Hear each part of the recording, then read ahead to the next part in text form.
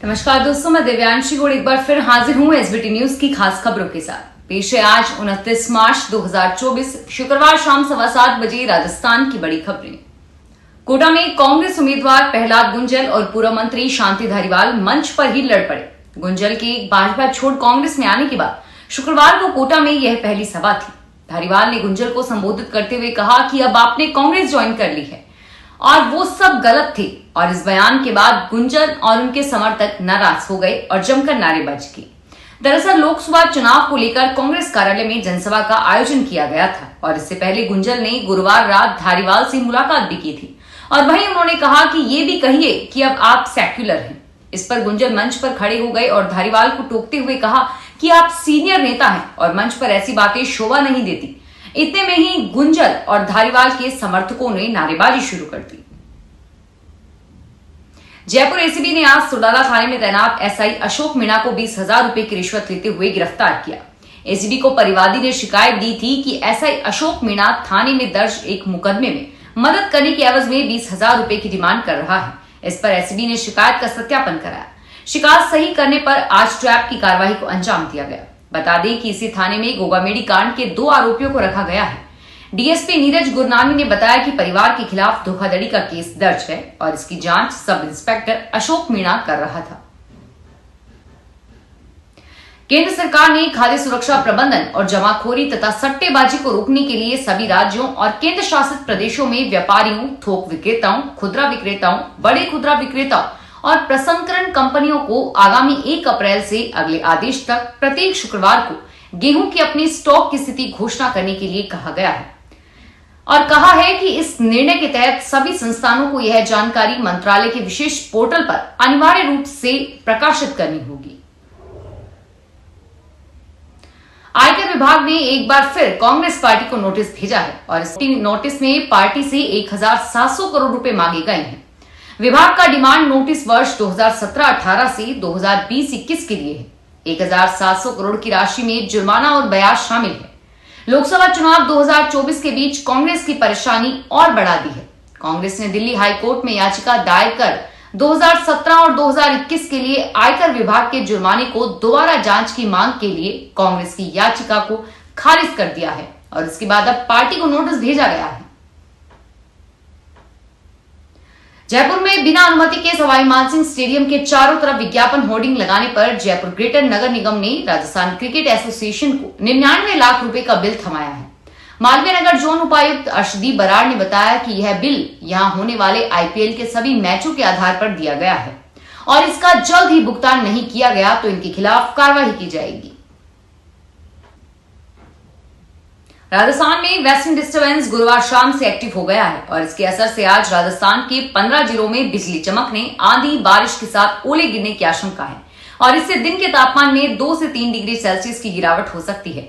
मौसम केंद्र जयपुर के निदेशक राधेश्याम शर्मा ने बताया कि उत्तर पश्चिमी और पूर्वी राजस्थान में 2 दिन बिजली चमक सकती है और इस सिस्टम का असर बीकानेर, जोधपुर, जयपुर, भरतपुर संभाग के जिलों में होगा।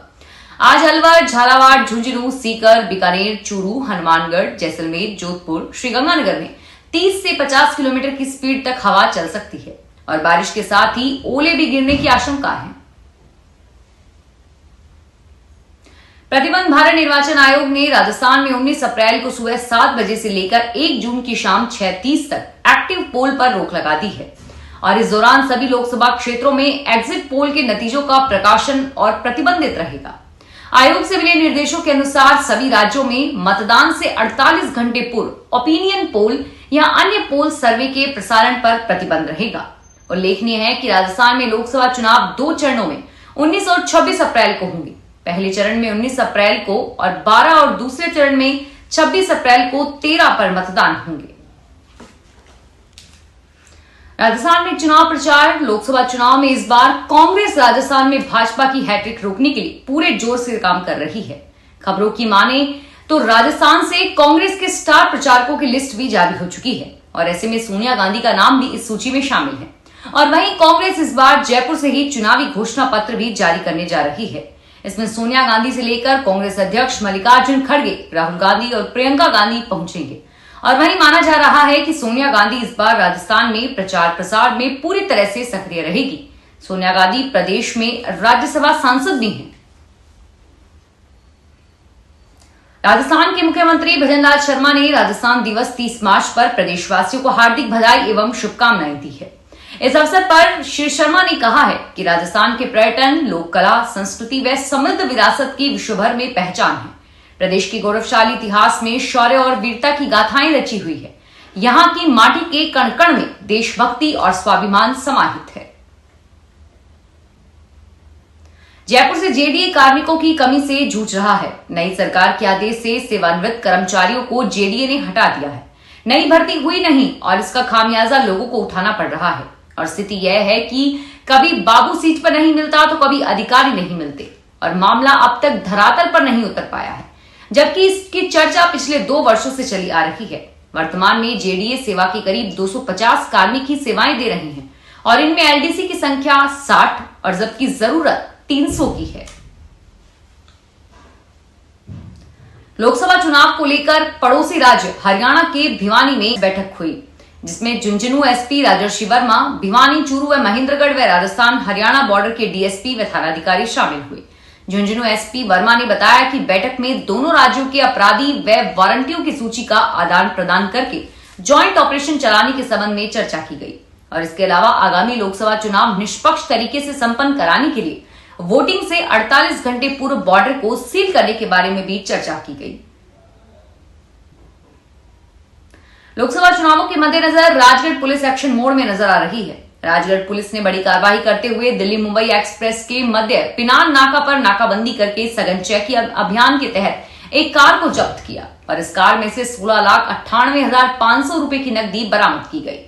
फिलहाल इनकम टैक्स के अधिकारी कार चालकों से पैसों को लेकर लगातार पूछताछ भी कर रहे हैं। जयपुर में हेरिटेज नगर निगम के आमेर हवा महल जोन में अवैध निर्माणों पर कार्रवाई हुई। इमारतों को 180 दिन के लिए सील किया गया है। शास्त्री नगर थाने के सामने इंदिरा वर्मा कॉलोनी में बेसमेंट सहित 3 मंजिला निर्माण को सील किया गया और गंगापोल में बादरी का नासिक में 4 मंजिला अवैध निर्माण को सील किया गया। कांग्रेस ने गुरुवार को बीकानेर में अपने प्रत्याशी गोविंद राम मेघवाल के नामांकन के बाद एक बड़ी सभा की। इस दौरान राजस्थान के पूर्व CM Ashok Gehlot, PCC chief Govind Singh Dotasra, प्रभारी सुखजिंदर रंधावा सहित बीकानेर कांग्रेस के विधायक और पूर्व मंत्री सहित कई पदाधिकारी मौजूद रहे। बीकानेर में सभा के बाद मीडिया से बातचीत करते हुए अशोक गहलोत ने कहा कि हमारा हेलीकॉप्टर क्यों रोका गया जबकि सब कुछ निरंतर चल रहा है। उनके इस बयान पर केंद्रीय मंत्री अर्जुन राम मेघवाल ने भी पलटकर कहा कि हेलीकॉप्टर रोकना हमारा काम नहीं, हम ओछी राजनीति नहीं करते। कांग्रेस नेता झूठे बयानों से जनता को गुमराह कर रही है।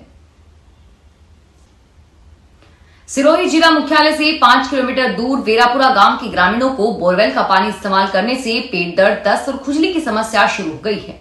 ग्रामीणों को पिछले 2 सप्ताह से माकरोड़ बांध की बजाय गांव के ही बोरवेल से पानी उपलब्ध करवाया जा रहा है, जिसके बाद ये शिकायतें सामने आई है।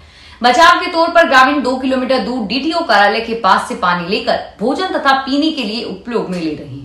जानकारी के अनुसार गांव में पिछले लंबे समय से गांव के बांध से ही पानी का वितरण किया जा रहा था और दूरी लंबी होने के कारण अक्सर पाइप फूटने के कारण जलदाय विभाग ने गांव में ही एक शमशान घाट के पास बोरवेल खोदकर पानी की सप्लाई शुरू कर दी, लेकिन इस पानी के उपयोग से ग्रामीणों को ये समस्याएं होने लगी। फिलहाल इस बुलेटिन में इतना ही और फिर हाजिर होंगे तमाम बड़ी खबरों के साथ। धन्यवाद।